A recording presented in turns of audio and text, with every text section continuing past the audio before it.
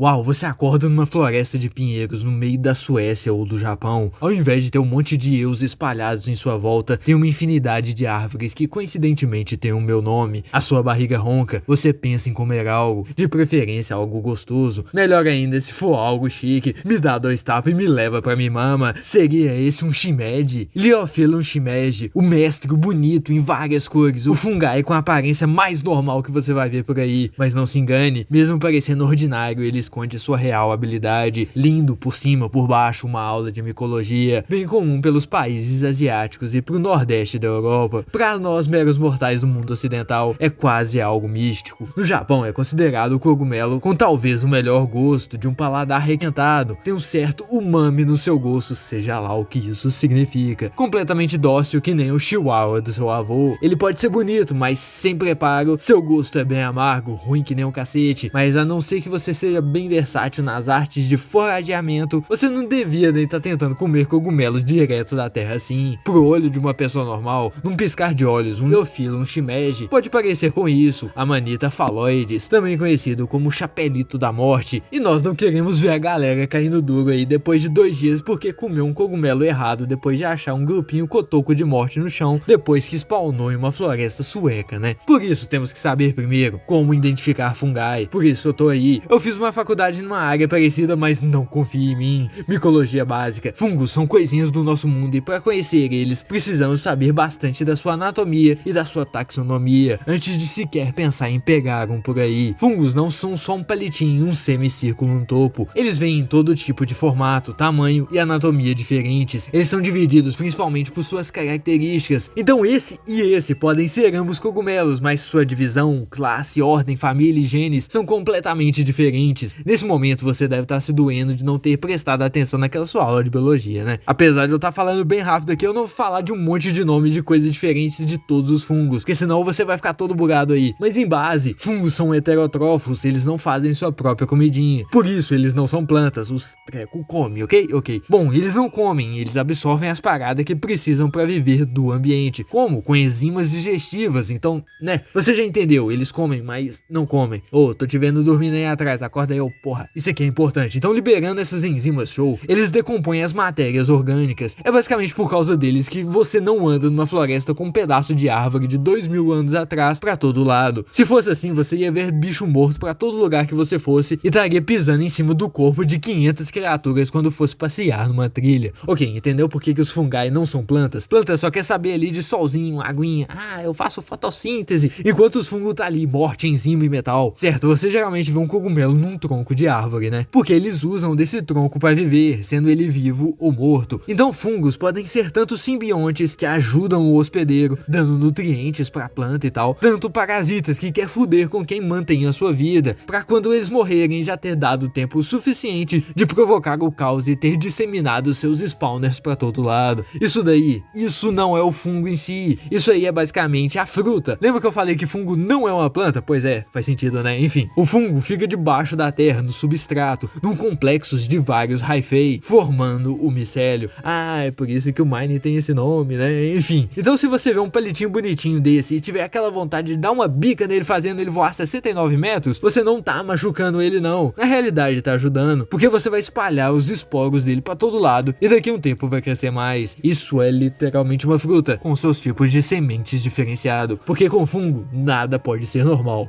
Só que uma dica, não vai querer cheirar os esporos demais não, viu? Vai cair duro aí com licoperdonoses e não sabe o porquê depois. Certo, esse é o básico. Fungai podem ser tão básicos como um treco de uma célula só ou um cogumelão chiques lindão. A gente tava falando de um cogumelo que tu achou na floresta e tal, que é esse daí, se você não tá lembrando, depois eu vou falar tanta coisa. O shimeji é um cogumelo, só que o shimeji são 2 cogumelos. Ah, viu? Vai achando que é suavão. Se eu não te falasse agora, tava lá Joãozinho morto no meio da floresta à toa. A gente tem o conhecido como shimeji, que é o Liophyllum shimeji. Sua identificação é relativamente difícil, tendo vários outros cogumelos lá não muito amigáveis, bem similares em aparência. Então, para estar safe, usa um diagnóstico PCR para identificar. Tu não vai me dizer que tu não tem essa máquina na sua cozinha. Todo mundo tem, mas de boas, na floresta tu não vai ter uma dessa mesmo. Se esse cogumelo não for vendido por uma empresa regulamentada, é bem provável que você não veja um desse na sua caminhada matinal de qualquer forma. Eles são bem raros. Mas temos o segundo shimeji, o Sukuna shimeji, Hypsizygus tessellatus. E ele não tem shimeji no nome científico não, mas é mais comum do que o outro shimeji. E é esse que encontramos crescendo na cabeça dessa garota. Cabeças não são o ambiente que eles deveriam crescer normalmente. Era pra ser mais um tronco de madeira e tal. Tá, esse cresce por todo mundo, não só na Ásia. Tem um clima temperado, bacana, mete ele na árvore de beach e sucesso. O Hypsizygus tessellatus é mais fácil de identificar do que o seu irmão de nome não tão parecido. Esse você não necessariamente precisa de um teste PCR na sua cozinha, deixa ele pra depois. Basicamente tu pega e olha ele. Olha o chapelito, esse é o Pileus, é amarronzado. Qual é o formato? Ele vai pra cima, é reto, convexo? Olha o stipe agora, o talinho. É liso, tem nada nele, nenhuma sainha? Boa. Alguns cogumelos Ajari tem uma sainha chamada anulos no talinho, que é o que restou do véu parcial que protege a parte inferior do chapéu enquanto o cogumelo tá crescendo. Basicamente ele vira uma sainha quando tá na hora de fazer sexo. Agora vira ele de cabeça pra baixo. Não tenha medo, é as partes íntimas, mas é um cogumelo. O que você tá vendo debaixo do chapéu? Pra ser um Hypsizygus tessellatus, tem que ser essas várias linhas bem pertinho uma das outras, chamadas de lamela. É aqui no Hymenium que os esporos são feitos. Então se você fez tudo isso aí que eu falei e ainda tá na dúvida, arranca o talinho e mete essa parte de baixo do chapéu em algo escuro. Se fizer um formato branco puxando para amarelado, ótimo, pode tacar na panela que você tem um Hypsizygus tessellatus em suas mãos e é hora de fazer um banquete. Eu não vou falar que tem duas formas desse também não. Eu menti, não precisa ser amarronzado. Tem uma versão branca também. Eu falei pra não confiar em mim. Eu faço vídeos de anime na internet, cara. Até parece que eu sou o Alf, a Aesthetics. Mas enfim, esse a natureza não faz. Se é que você me entende. Então se tu achar isso na floresta, rapaz, tu deve estar viajando. Parabéns, agora você sabe exatamente como um fungo funciona e como identificar um shimeji para quando tiver um tempo chuvoso. Com esse conhecimento, agora você tá armado para ir no fundo da floresta com a sua cestinha e quando achar um cogumelo que parece comestível,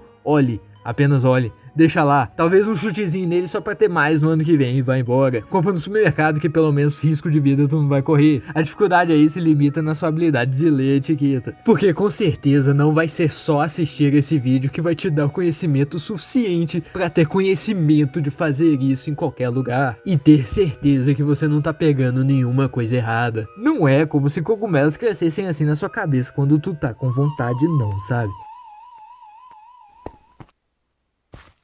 Mas que porra foi essa? É uma pedra de sonho, você entra nela e tem uma viagem. Não, sério que tu ficou 7 minutos desse vídeo falando de fungos? É claro, era isso que tava dentro da pedra, fungos são legais. Era pra tu falar do mango de Shimeji Simulation, não do cogumelo Shimeji. Quem não leu não vai entender nada do que tá rolando aqui.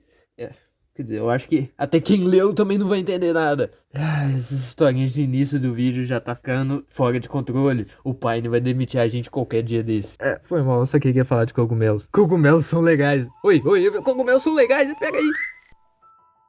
É isso que dá quando eu deixo essas duas fazerem o script do vídeo. Onde que a gente tava mesmo?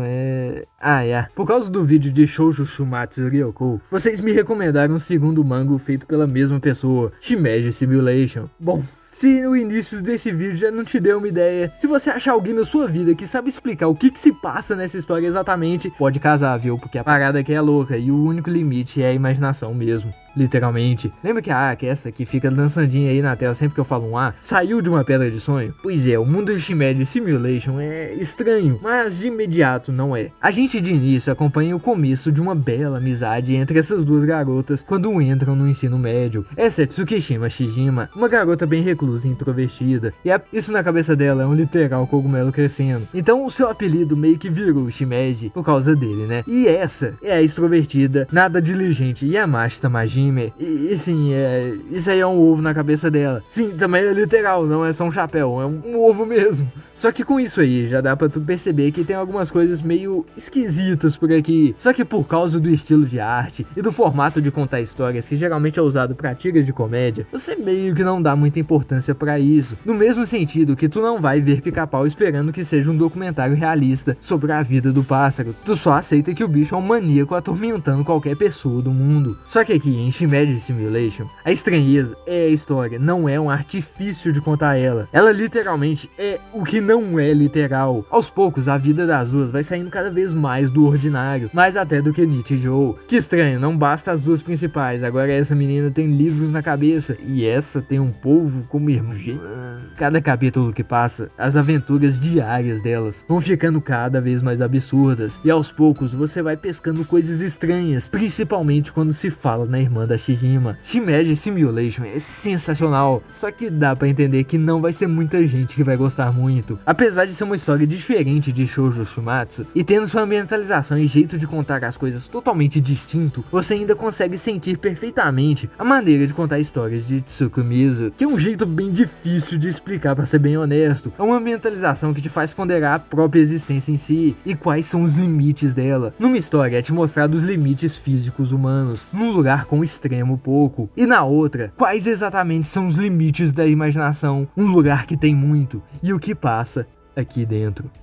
Se você gostou de Girls Last Tour, é 100% de certeza que você vai gostar de Shimeji Simulation, mas se você não for lá muito com a cara de Shoujo Shumatsu, sua opinião vai ser a mesma com Shimeji. Não tem como esperar que vão ser todos que vão aproveitar uma história completamente absurda no meio de uma normalidade ignorante, e não tem nada de errado nisso, mas quem gosta ou tá disposto a se imergir nessa besteirinha de uma garota com um ovo na cabeça e de outra com cogumelos crescendo, com certeza vai ser recompensado com coisas e ideias sensacionais que vai fazer sua imaginação voar pro infinito. Você aproveita a história em si, mas também aproveita toda a carga existencial que ela quer te mostrar e te fazer pensar na vida, o que é a vida, o que é a imaginação e tudo que você pode fazer quando não há nada te segurando, quando os limites estão apenas dentro da sua cabeça, só que também te mostrando que nem em um ambiente perfeito as coisas são perfeitas, e o que as pessoas chamam de realidade é apenas uma pequena face do nosso mundo. As vizinhas são suspeitamente parecidas com a tia e a Yuhan.